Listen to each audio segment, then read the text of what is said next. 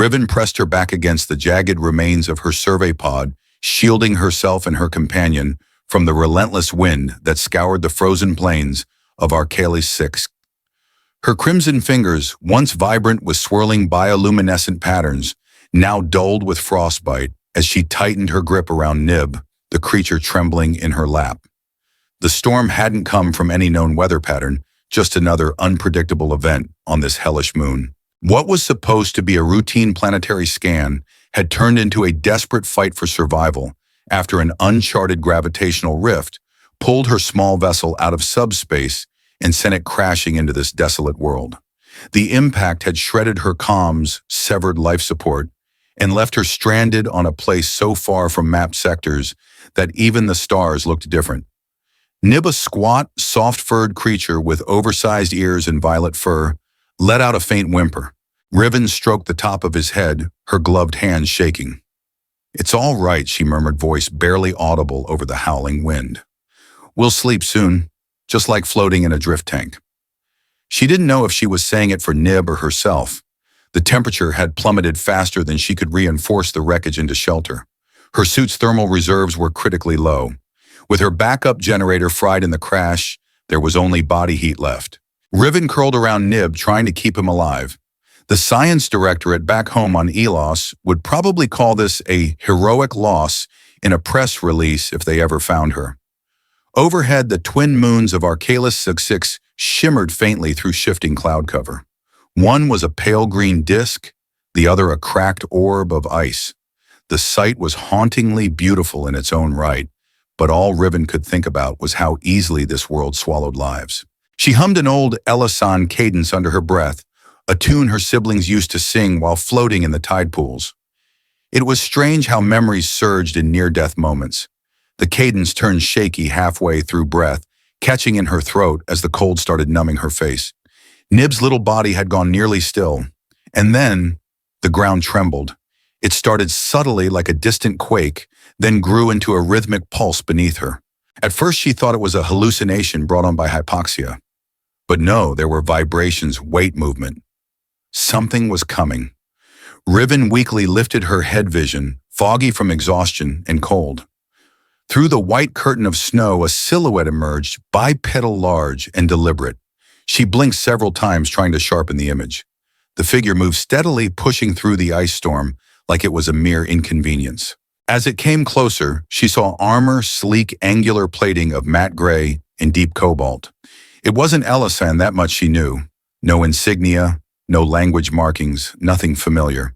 The stranger's face was obscured behind a sealed helmet with an opaque visor reflecting the violet moonlight. The armored being stopped a few steps from her, towering above her crumpled form. For a moment, neither moved. Then the figure knelt. "No sudden movements," Riven whispered to herself.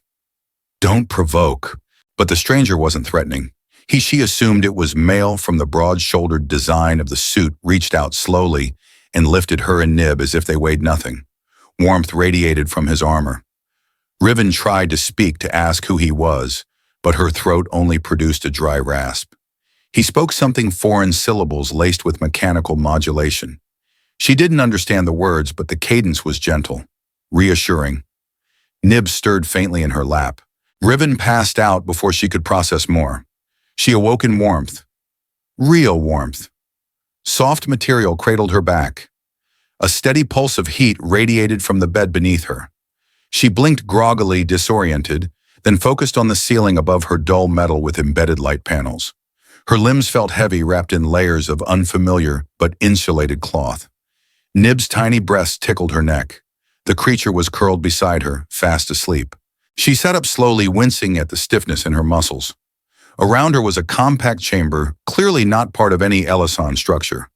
More human in design, she realized from documentaries about Terran expeditions. Rugged, utilitarian, no aesthetics, just function. A survival pod. Footsteps drew her attention to the other side of the room. The armored man stood at a console, back to her helmet removed, and set on the table beside him. His appearance startled her. His skin was a sun-weathered beige. Short, dark hair was slightly damp, as if he had just removed his suit. His face was rough around the jawline, stubbled, but expressive, especially his eyes, a piercing green-gray hue that studied the screen with quiet intensity. He turned, noticing her. "You're awake," he said.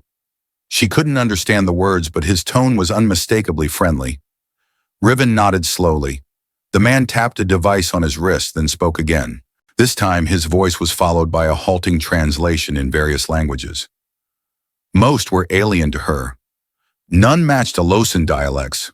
Frustrated, he raised both hands in a universal peace gesture and walked slowly toward her. He retrieved a tablet-like object, set it down, and drew a simple image, a figure pointing to himself. Then he said, "Dax." She got it. "Riven," she replied, tapping her chest. He smiled. She hesitated, then added Nib, pointing to the fuzzy ball still sleeping beside her. Dax chuckled lightly, a sound far more human than his alien armor had suggested. They began communicating through sketches and symbols, building the most primitive version of dialogue. Dax pulled up a rough holographic star chart and gestured toward the planet they were on, Arcalis 6, Sector 12C, uncharted in Elosan records. He pointed to himself, then mimed flying with 2 fingers and landing. She understood he'd been on patrol when he detected her crash. Dax pointed to another dot on the map. A shelter. Bigger. Safer. Then with a solemn look, he mimed a storm arms, flailing fingers spread a soundless roar on his face. She nodded in understanding. Another storm. Soon. Riven looked down at herself, still dressed in the patched remnants of her expedition suit. Not enough. Dax seemed to realize this too. He rummaged through storage and handed her a new outfit, a light but insulated suit, adjustable, and clearly designed for emergency use. As she changed, Dax turned away, showing an unexpected respect for privacy. Once suited, Riven secured Nib in a makeshift sling. Dax helped her with the final seals and handed her a small breath regulator, basic tech, but life-saving in icy terrain. He placed his helmet back on, voice muffled now. Then he pointed to the door. It slid open with a hiss of compressed air, and the cold returned, a wall of wind and snow. But this time Riven was ready. Side by side, an Elosan exile and a Terran stranger stepped out into the storm.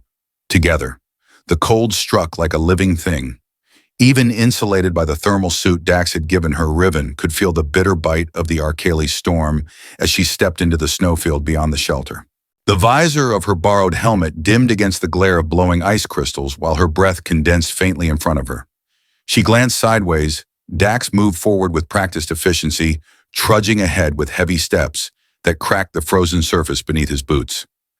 Nib nestled against her chest, tucked inside the sling Riven had fashioned from part of a survival blanket. The little creature was calm but alert, wide violet eyes watching the snow swirl with uneasy fascination. Dax paused and pointed to a glowing marker on his wrist display, a dot flashing on a digital map. Then he pointed ahead to a distant ridge, barely visible through the storm's veil. Riven could barely make it out, but she nodded. If that was where safety lay, then that was where she would go. They pressed on, one slow step at a time. The wind grew louder with each passing kilometer, screaming between the jagged ice formations like a wounded beast. Visibility shrank. The horizon vanished, entirely swallowed by thick clouds and snow flurries. The world became a uniform, disorienting white. Riven felt the occasional tug of disorientation as her inner balance slipped, but Dax would catch her elbow gently, each time steadying her. A few times they paused. Not to rest, there was no time, but to reassess. Dax's visor glowed as he scanned their surroundings, likely watching for hazards or recalibrating the route.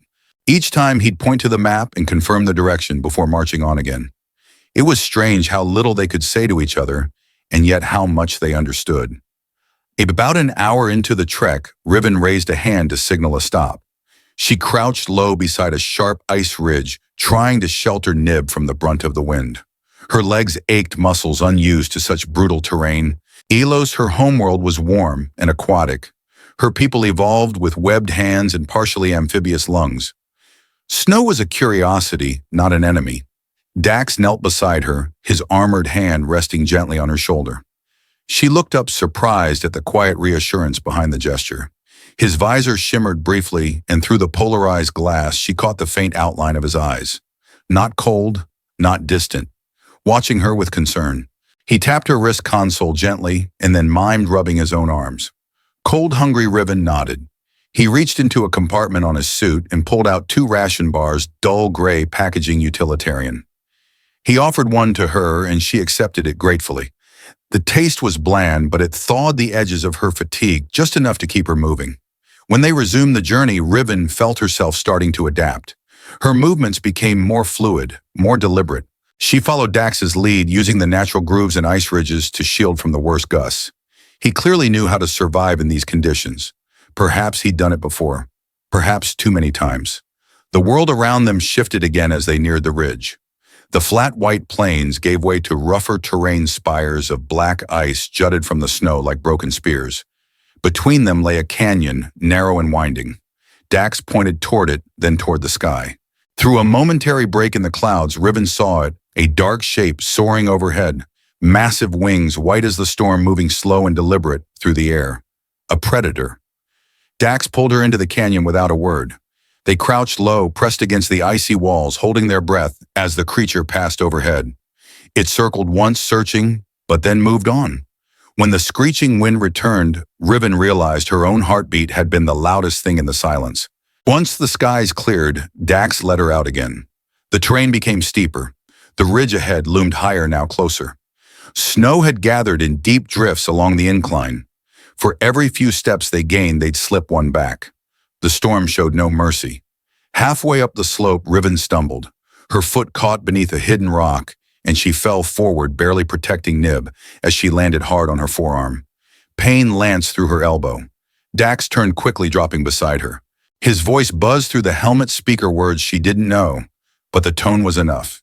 He helped her up, brushing snow from her shoulders, then activated something on her suit. A green light blinked on at her forearm. Pain relief. She felt the throb lessen almost immediately. "Thanks," she whispered, unsure if he could hear her. They crested the ridge just as the worst of the storm hit.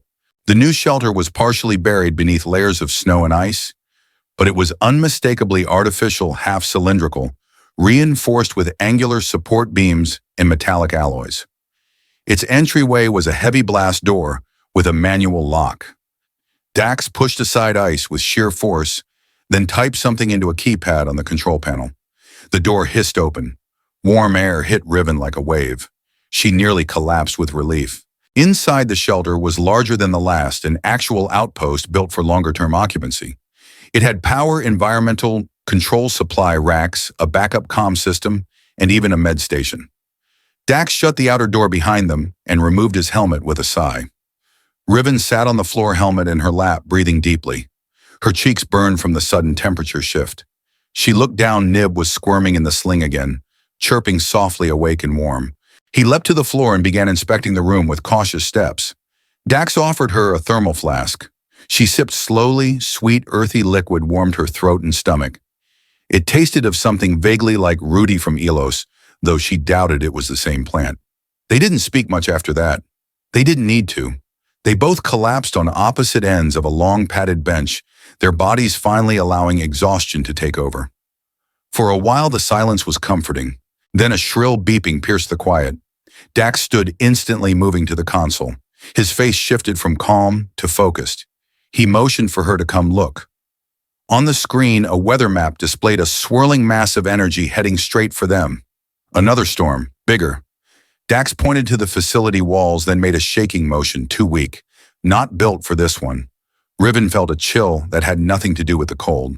He opened another screen, a map this time displaying a deeper bunker further underground, maybe 3 kilometers from their current location. It was the only safe spot. She looked at him, then at Nib, then back at the storm icon, blinking red on the display. 3 kilometers, in worsening conditions. Her legs still ached, her elbow throbbed, and yet, they had no choice. She nodded. Dax nodded back. They prepared quickly. Riven donned a fresh layer of gear. Dax handed her a reinforced face shield, and Nib was secured again in the sling. Dax slung a heavy pack across his shoulder, tools, food, medical gear. Before they left, he paused in front of the console and held up a recording device.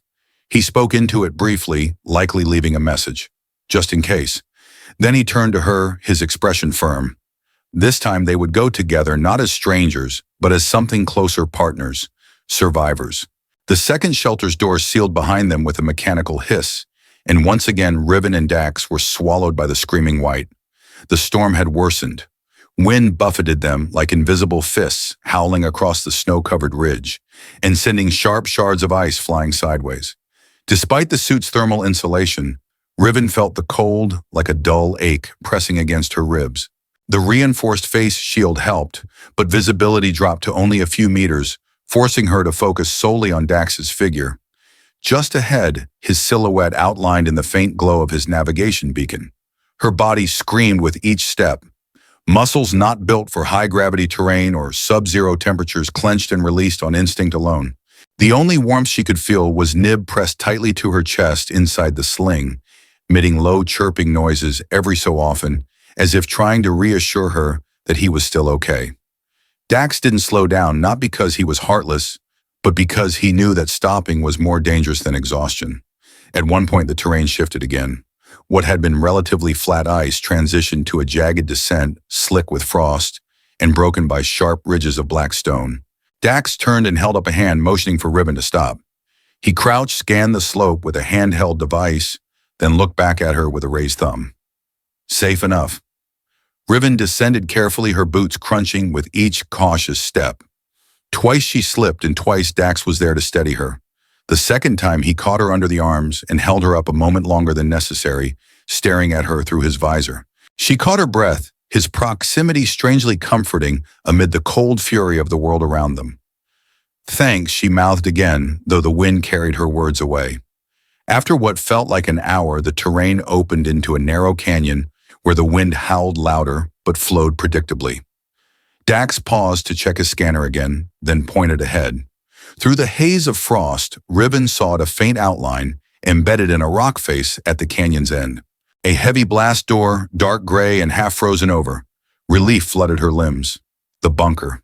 They had made it. Dax moved to the control panel, wiped away ice, and keyed in a sequence. For a tense second, nothing happened.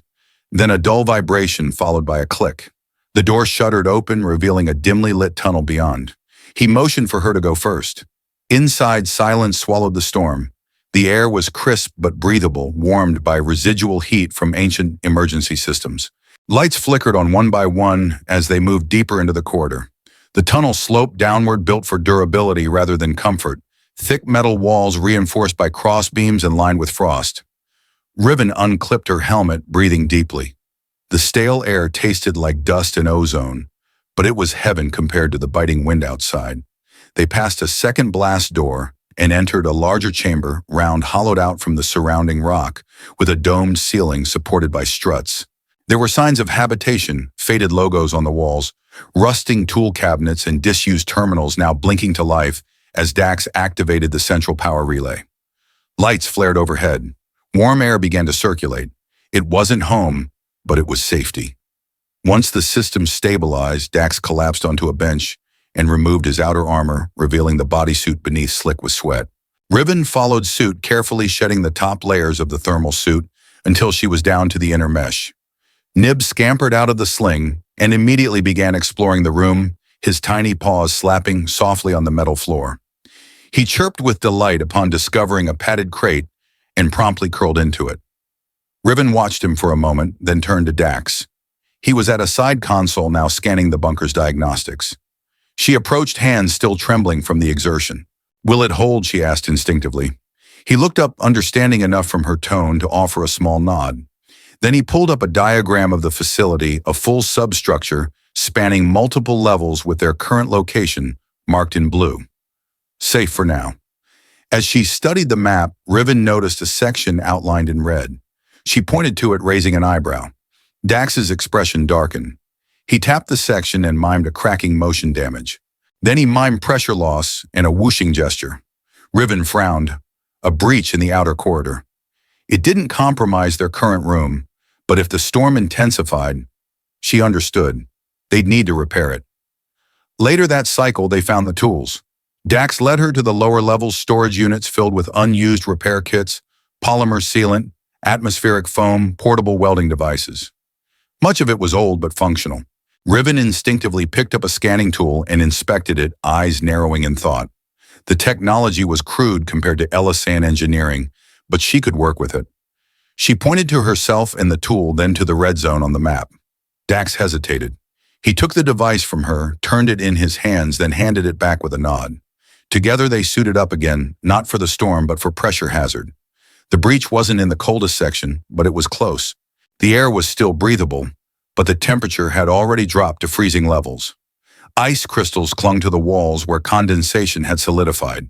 They worked in sync. Dax used the welding torch to anchor a temporary frame, while Riven applied polymer seals to the compromised sections of the outer bulkhead. She crawled into tight crevices, spreading gel-like compounds across fissures with a spatula, then activated a curing lamp. Dax handed her tools wordlessly. Each time their fingers touched, she felt a strange pulse of awareness, recognition. She knew it was irrational, but his presence grounded her. More than once, she caught him watching her, not with suspicion, but fascination, as if she were the strange one in the strange place. And perhaps she was. By the time they completed, the repair hours had passed.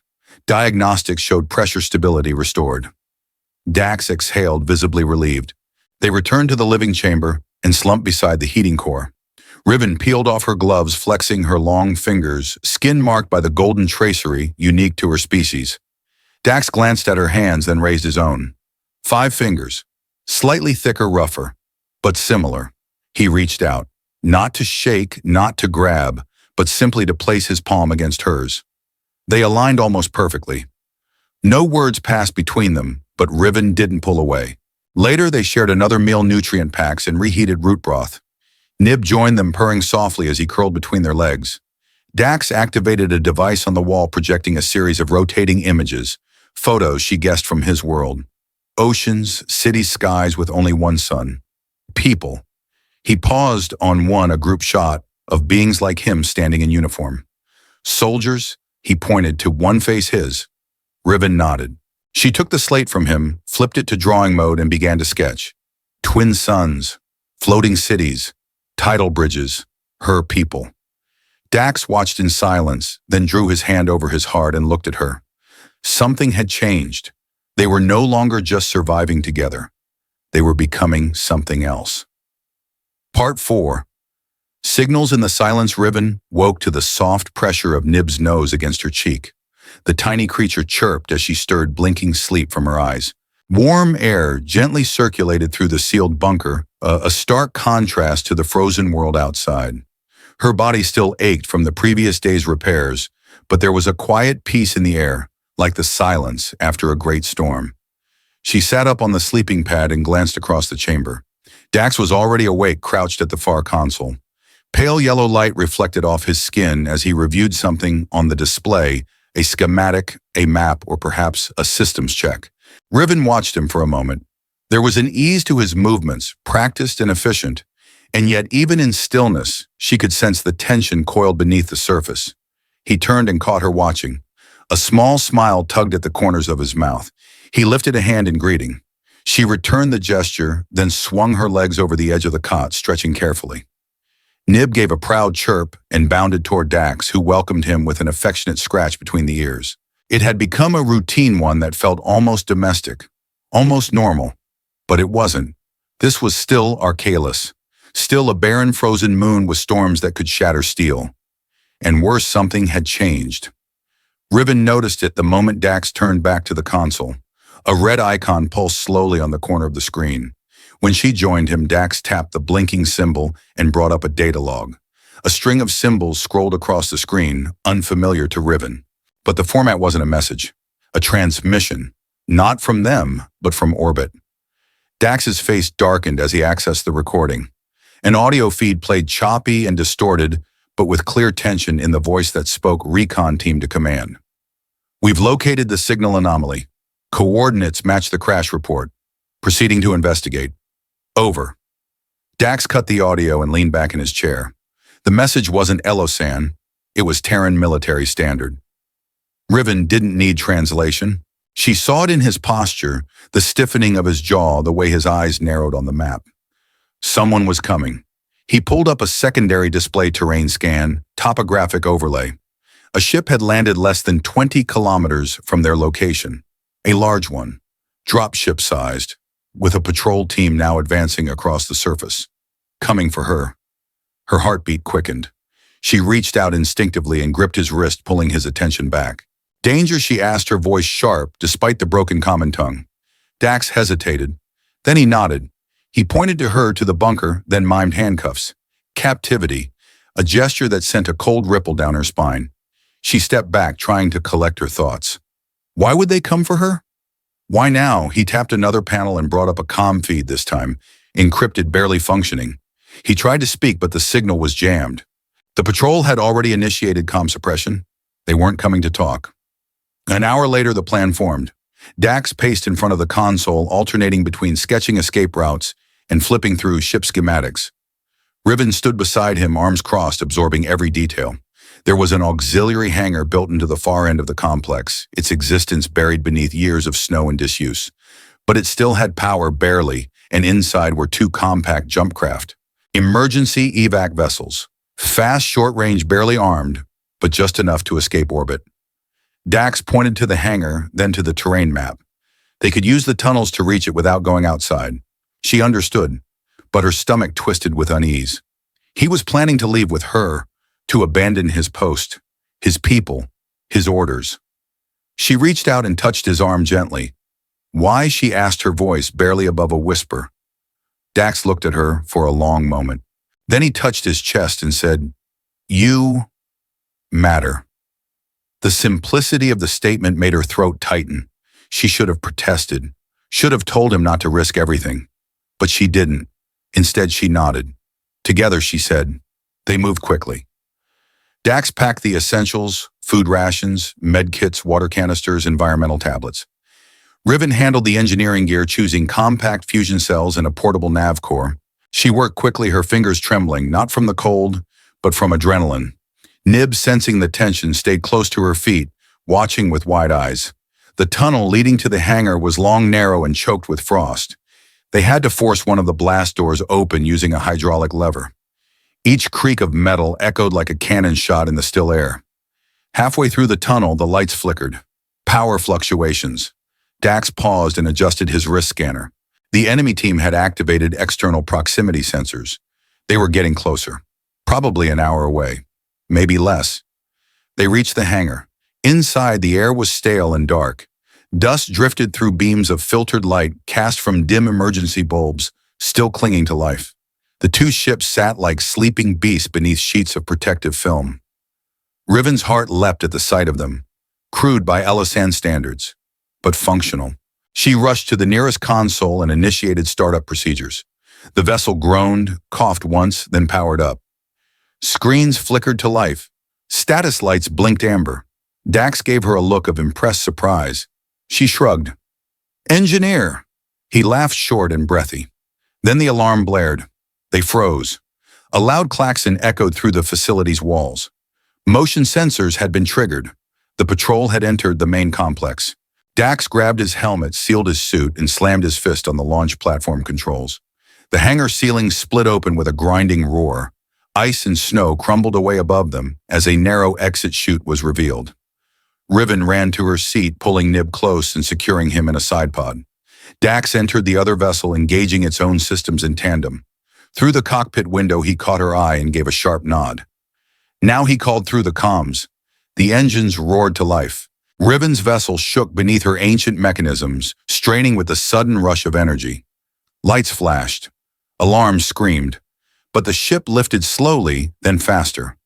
Above, she saw the pale blue sky of Archaeolus breaking through the snow. Behind them in the complex below, the patrol would be discovering the empty quarters, the messages, the maps. They would know she was gone. In the upper atmosphere, both vessels broke free of the gravitational well. Sensors picked up two pursuit signatures, immediately sleek black crafts launched from the patrol ship. Armed, faster. Riven's pulse spiked. Her hands flew over the controls.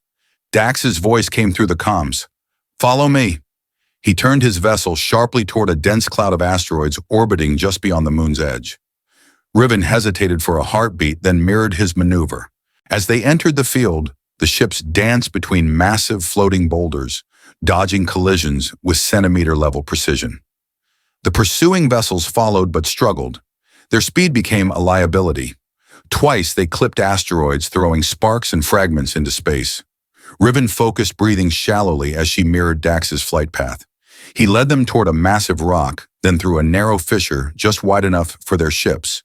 The pursuit ships pulled up. They couldn't follow. Silence returned. Inside the hollow asteroid, the ships powered down, drifting in zero gravity.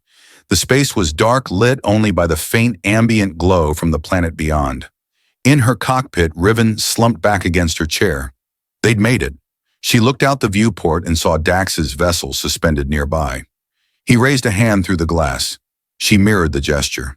The asteroid's embrace was absolute silent dark and cold in its stillness. For hours, the two ships floated in the cavernous chamber inside the rock, shielded from both sensors and sight. Riven's vessel remained powered down except for minimal life support and passive scans. She sat in her cockpit helmet off, staring out the viewport at the other ship just meters away.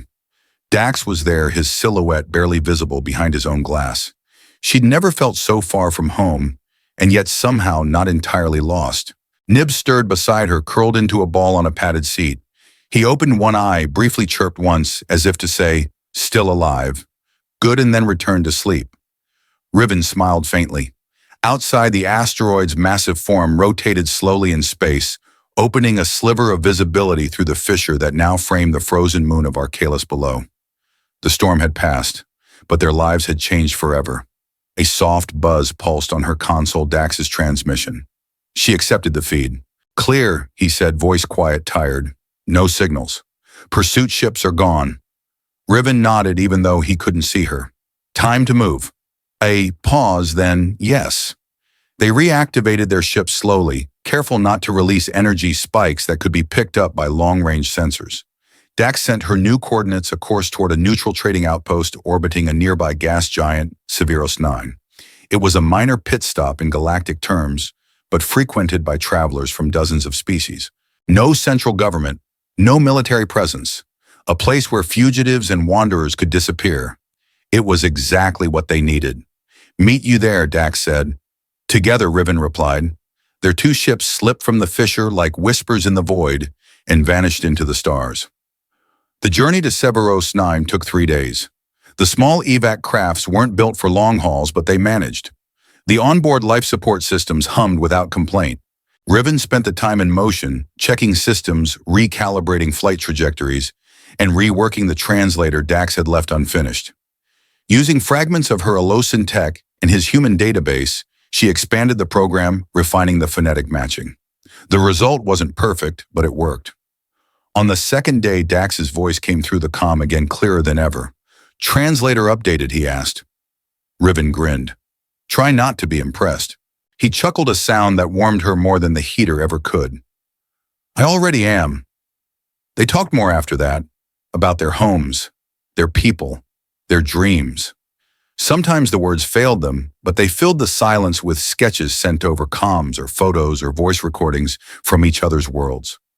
Riven told him about the floating crystal cities of Elos, shimmering above endless oceans. She spoke of the low-gravity reefs where her kind hunted coral serpents, and how the twin suns cast silver rainbows across the sky.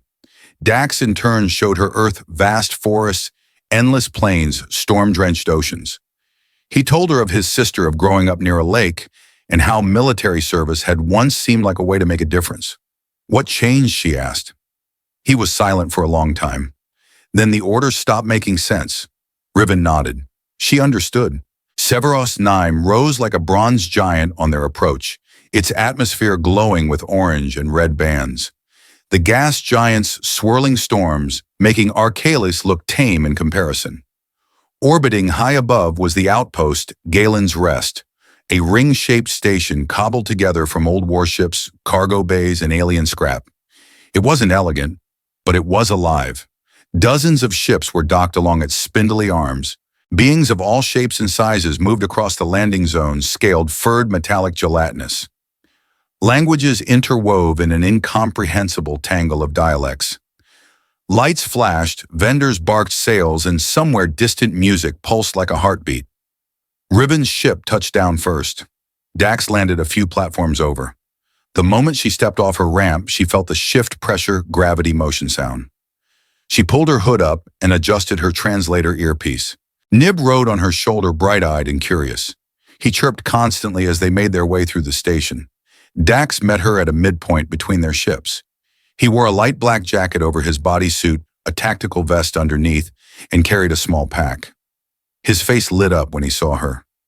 "You clean up well," he said, eyeing the fitted dark blue jumpsuit she'd salvaged from the ship. "You look less like a soldier," she replied, smirking. "Working on it." They secured temporary lodging in a narrow chamber carved into the station's core, a single room with a folding bed, 2 chairs, and a door that barely locked. It wasn't luxury, but it was theirs. Dax insisted she take the bed. Riven refused until they settled on a compromise. They both used it, on separate ends at first. That night, after a quiet meal of rehydrated noodles and unknown fruit paste, they sat together on the floor watching the screen scroll through recent news feeds. Nothing yet about fugitives. No wanted alerts. No military dispatches. They were ghosts for now. "Do you think your people will look for you?" Riven asked softly. He didn't answer right away. "I think they'll label me a traitor." She turned toward him, surprised at the calm in his voice. "But I also think," he added, "that I stopped being one of them a long time ago." She reached over and touched his hand. He didn't pull away. The next day they visited the station's communication hub. Among rows of blinking terminals and multilingual signage, they found a private booth with encrypted relays. Riven searched for a signal, any sign that Ilos had noticed her disappearance. She found it within minutes. A public posting. A bounty not for her capture, but for information. Elasan High Command had been searching. Her family had submitted the beacon code. There was a message. Her name. Over and over. Riven's breath caught in her throat. "They're looking," she whispered. Dax stood beside her, silent. She could go back. She should go back. But not alone. Never again alone. "I can't return without you," she said. He blinked. "That's a risk." "They'll understand," she said. "They have to." Back at their quarters, she prepared a response coded brief and careful. "Alive. Safe. Will explain everything. Request amnesty for Terran companion. Transmission location masked. Await reply." She sent it. Then she waited. That night they lay side by side on the narrow bed. Not touching at first, just listening. To the pulse of the station. To each other's breath. When Riven finally turned toward him, she saw the question in his eyes. "Do you regret it?" she whispered.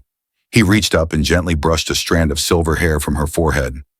"No," he said. "You're the first thing I've done right in years." Her heart stuttered, and when he leaned forward, slowly giving her space to pull away, she didn't. Their kiss was soft, hesitant at first, then certain. A meeting of 2 souls who had no business finding each other in the vastness of the galaxy, but had. Later, wrapped in the warmth of tangled blankets and the presence of something real, Riven whispered, "We're not just surviving anymore." Dax smiled into her hair. "No," he said. "We're living." Riven stood before the communication terminal, heart pounding. The reply had come sooner than expected, encrypted, priority marked, and traced to an Elasan diplomatic vessel currently orbiting a neutral moon on the edge of the Severos system. She took a breath and accessed the file. The screen lit with soft amber light, and a familiar face appeared, a woman with sun-kissed orange skin, short dark blue braids threaded with gold rings, and eyes that mirrored Riven's own. Commander Sorrel, her mother. The image was live feed recorded, but carried all the weight of presence. Riven, the message began, her voice steady but tight. "We've received your signal. The fact that you're alive is beyond what we hoped. Your father sends his strength. Your siblings. They'll want to see you." Riven pressed her palm to the screen. "But there is more we must discuss." The light dimmed. A new face appeared on screen. Male. Dignified. Elasan High Council. Admiral Tereus, the diplomat attached to their sector's Defense Intelligence Division. His tone was less warm. "We've been made aware of your Terran companion," he said. "Under current treaty agreements, contact with unregistered Terran military personnel is considered a breach of Article 6. However, due to your status as a diplomatic engineer and survivor of an uncharted event, we are prepared to offer conditional amnesty." Riven's breath caught. Conditional. Your return will be granted, he continued under escort. Your companion will be subject to a formal evaluation. Disarmament, observation. He will not be harmed unless non-cooperative. The message ended without fanfare. Riven stared at the darkened screen. A lifeline dangled in front of her, but it had a collar. She didn't speak until she returned to their quarters. Dax sat at the table repairing the frayed strap of his utility pack with a soldering pen. Nib dozed in a sunbeam filtered through the viewport, unconcerned by diplomacy or fate. Riven dropped the data pad on the table in front of him. He looked at her, scanned her expression, then picked up the pad. He watched the message without interruption. His jaw tensed around the edges. When it ended, he remained still, eyes fixed on the blank screen. They're giving us a chance, she said, finally, voice low. You, he corrected. They're giving you a chance. Riven stepped closer. They said you won't be harmed. Dax exhaled slowly. That's the kind of line I used to deliver, just before things went sideways. Silence stretched between them. I know them, she said. I know my people. I believe them. You also believed you were dead until I found you, he said softly. You believed no one was coming. She winced. He didn't say it to wound her, but the truth of it stung. Dax rose, pacing to the viewport. They're not wrong, he said. I was a soldier. I still am. According to Earth Command, I've deserted. I'll be hunted. She walked up behind him, placed her hand on his back. That's not who you are anymore. He turned, and for the first time she saw something raw in his eyes. Not fear, not anger. Doubt. And if they decide I'm a threat anyway, he whispered. What happens then? They separate us. Lock me up. Dissect me under some diplomatic clause. I won't let that happen, Riven said, fierce and certain. Dax's hands rose to her shoulders. Then what will you do, run again? Abandon your family this time instead of your orders. His words weren't cruel, but they hit deep. That night they didn't sleep together, not because the warmth had faded, but because the storm between them had formed. Riven lay awake watching the ceiling as Nib snored softly on her chest. Across the room, Dax leaned against the wall, arms crossed, eyes closed, but clearly awake. They'd become fugitives together. Now they had to decide what kind of future that truly meant. The next morning, Riven dressed in silence and returned to the terminal. She composed a new message. Short, direct. I will return, but only if he is treated with the same rights and dignity you would offer any survivor. No cells, no weapons drawn, no terms hidden, or we find another path. She pressed send and waited. 2 hours later, the reply came. Admiral Terais again, this time less rigid. Your request is acknowledged. A diplomatic vessel, Virulence Grace, has been dispatched to your coordinates. Arrival in 24 hours. No weapons, no detainment. Escort only. But be warned, our council will have questions, and answers will be expected. Then, surprisingly, the screen flickered back to her mother. Come home, Riven, she said, voice cracking, and bring him. If they cannot see what you see in him, then they do not deserve to speak for us. Riven smiled, tears prickling her eyes. She returned to their quarters with the message. Dax didn't need to watch it. He saw the relief in her face. She approached him and offered her hand. Not as a soldier, not as a fugitive, as whatever we are now. He looked at her hand for a long moment, then took it. Together, he said quietly. They spent the rest of the day preparing, packing what little they had, updating navigation logs, deleting personal data from the comm terminals, sharing one last quiet meal. Nib watched with curious eyes, sensing a change in atmosphere, but happy to be fed and warm.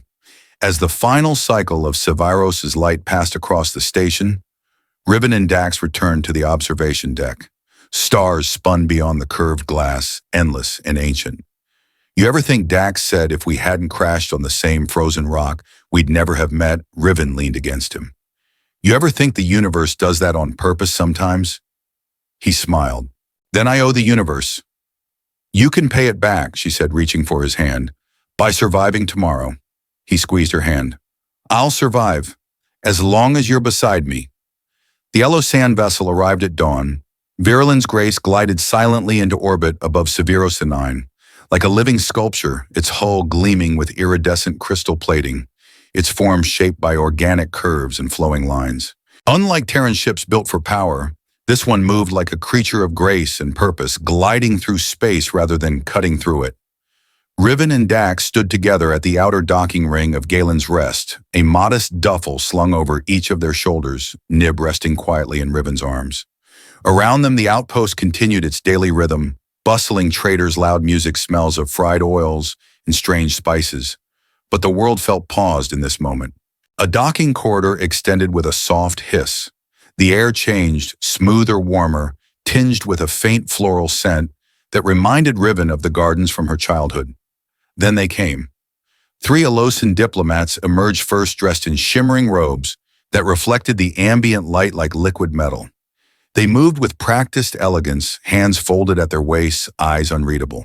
Behind them came a smaller figure, older, shorter, wrapped in a practical dark tunic with streaks of gold embroidery down the sleeves. Her mother. Riven Saral, breathed voice thick with emotion. She stepped forward, protocol forgotten, and wrapped her daughter in a tight embrace. Riven clutched her back just as fiercely. They stood that way for several seconds, years of distance compressed into one shared breath. When they parted, Saral turned her gaze to the man standing just behind her daughter. Dax stood still, straight but not stiff. His expression was calm, respectful. He didn't reach for a weapon, there wasn't one to reach for, but his body language still held the tension of a soldier on unfamiliar ground. "This is Dax, Riven," said voice strong. Saral tilted her head. "You risked much for her." "I'd do it again," Dax replied. The translators carried the words clearly. Saral gave him a long, assessing look, then nodded. "I believe you." Inside the Virulence Grace, everything glowed. The walls pulsed gently with ambient light that shifted with movement, the floors cushioned with memory gel that adjusted to each footstep. Dax moved cautiously, his boots making no sound. He kept his eyes forward, absorbing everything. Riven walked beside him, shoulders back. Nib, tucked inside her pack, occasionally chirped in protest at the lack of snacks. The meeting chamber was wide and oval with high dome ceilings designed to diffuse tension through architecture. At the far end stood a curved panel of seated officials, 4 council members, and Admiral Therese himself. Their expressions ranged from intrigued to skeptical. Saral stood to the side, not speaking. This was Riven's trial to face. They began with formalities, confirmation of identity, ship logs, crash telemetry. Then the harder questions came. How long were you stranded? What was your first contact moment with the Terran? Did he threaten you at any point? Did you witness hostile military behavior? Riven answered each calmly. No. He saved my life. He risked his own to do it. Finally, Therese leaned forward. Do you trust him? Riven's gaze didn't waver. With my life, murmurs rippled across the room. Then it was Dax's turn. The council offered him a translation device, but he declined, relying on Riven's patchwork translator, which by now captured most of their language. Therese asked the first question. Why abandon your post? Why break your own protocols to interfere? Dax paused before answering. Because protocols didn't keep her alive. I did. He glanced toward Riven. She was alone, freezing. Her distress beacon had failed. I had a choice. I chose humanity. That word humanity didn't translate well. It came out more like empathic survival. Still, it made an impact. Another counselor, older and sharper-eyed, pressed further. And now what would you do if Earth Command called you back? Dax's jaw tightened. They won't. But if they did, a moment of silence. I wouldn't go, he said. I'm not theirs anymore. That statement, bold and final, seemed to shift something in the room. Later, after the session recessed, Riven and Dax were escorted to private quarters aboard the ship's separate chambers, but side by side. High Council had not denied their request for shared accommodation, but hadn't approved it either. Elasan politics moved cautiously. Riven's mother visited her that night without formality. She sat on the edge of Riven's recliner and ran her fingers through her daughter's silvery hair, brushing a loose strand behind her ear, the way she had when Riven was young. I saw his eyes, Saral said. He's not like the others we've monitored. There's no conquest in him. Riven nodded. He's tired of war, as are we all. They sat in silence a moment longer. Then Saral asked softly, Are you bonded? Riven looked away, not by ritual, but by something else. She nodded. Then you must both prepare. Some will call it treason. Others will call it evolution. The next morning, the council reconvened for final deliberations. This time, Riven and Dax stood together. No division, no distance. Admiral Tereus read the decision aloud. By authority of the Alosan Council, and in consideration of all testimony, we recognize the validity of mutual survival bonds established between engineer Riven Saral and Terran operative Dax Halden. Riven exhaled. You are permitted to return to Elos, both of you under protected status. You will be subject to observational review, but will not be detained. Then the caveat, however, you must remain within Elasan space until diplomatic channels with Terran Command are re-established. Earth has not acknowledged your departure, nor will they recognize your status. Dax spoke without hesitation. I'm not going back. That too was noted. Later aboard the viewing deck, Riven and Dax stood side by side watching Severos 9 fade into the distance as the ship arced toward the jump point that would take them into Elasan territory. She reached for his hand.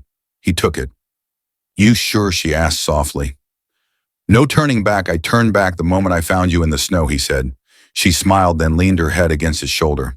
Their path forward would not be easy. Earth would brand him a deserter. Elos would study them both, and in between lay worlds that would see their bond as a threat. But for now they had each other, and for now, that was enough. The descent to Elos was unlike anything Dax had ever experienced. As Virilin's grace broke through the atmosphere, he sat beside Riven in the observation pod, eyes wide as the landscape of her world revealed itself. Vast sapphire oceans shimmered under the twin suns, with floating cities suspended on magnetic fields that glistened like crystal sculptures in the sky. Verdant jungles of twisting, bioluminescent vines clung to massive island reefs glowing faintly even in daylight. Welcome home, Riven whispered. He turned to her, the glow of her skin catching the light. The golden speckles on her cheeks seemed to pulse with emotion. It's beautiful, he said. She smiled. Wait until nightfall. The capital city of Eloria was unlike anything Dax had seen in Terran colonies. Buildings curved with the flow of air currents grown from engineered coral and crystal instead of metal and concrete. Walkways floated along magnetic ribbons, spiraling between towers like strands of silk. Music drifted from unseen sources, soft tonal sometimes felt more than heard. As they exited the shuttle, Elasan citizens turned to stare.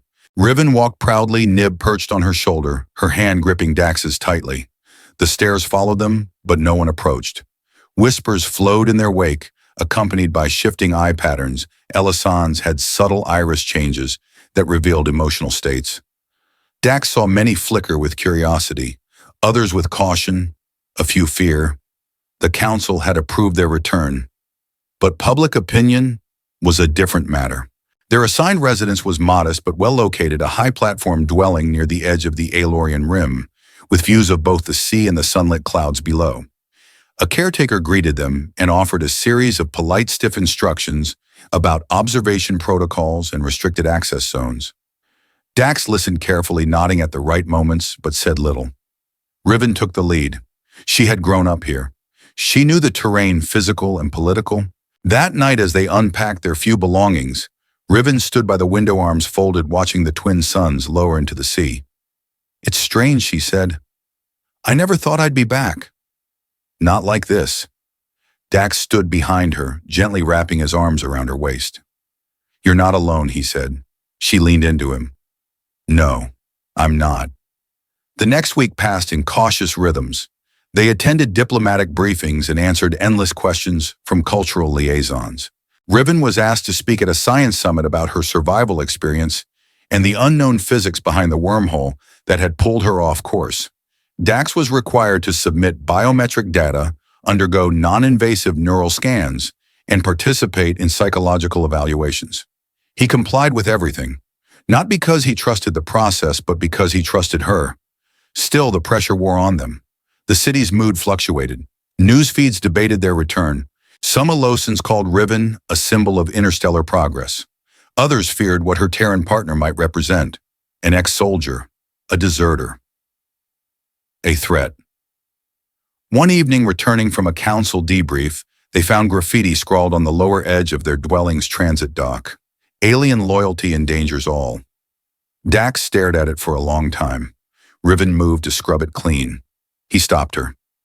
"Leave it," he said. "Let them see we're not afraid."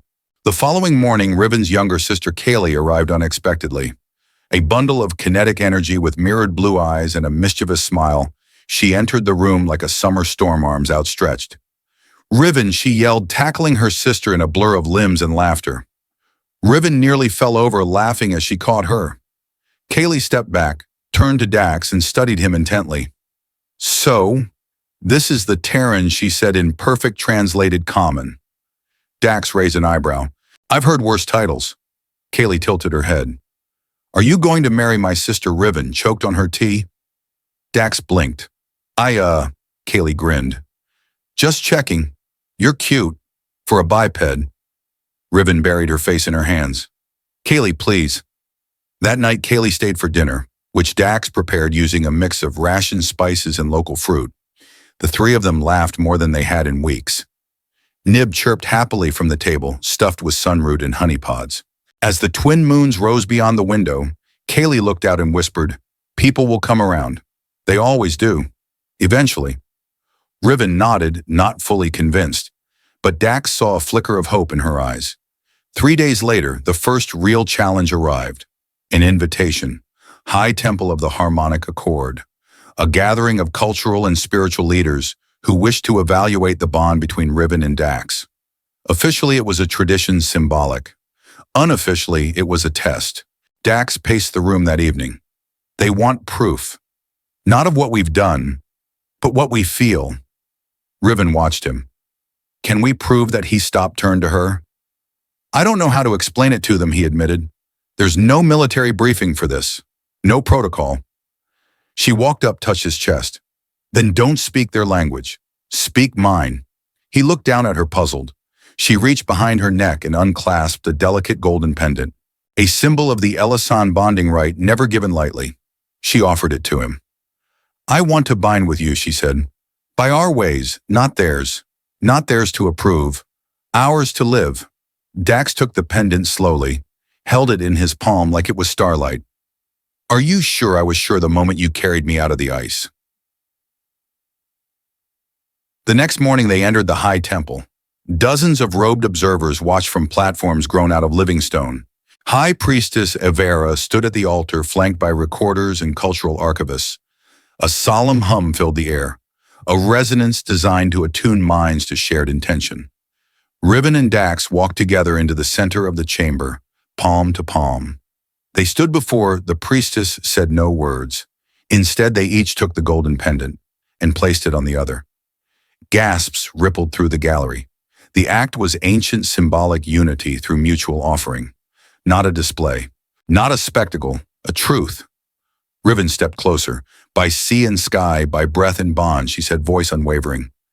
"You are my heart." Dax hesitated, then repeated her words syllable by syllable, translator stumbling to keep up. When he finished, the silence was complete.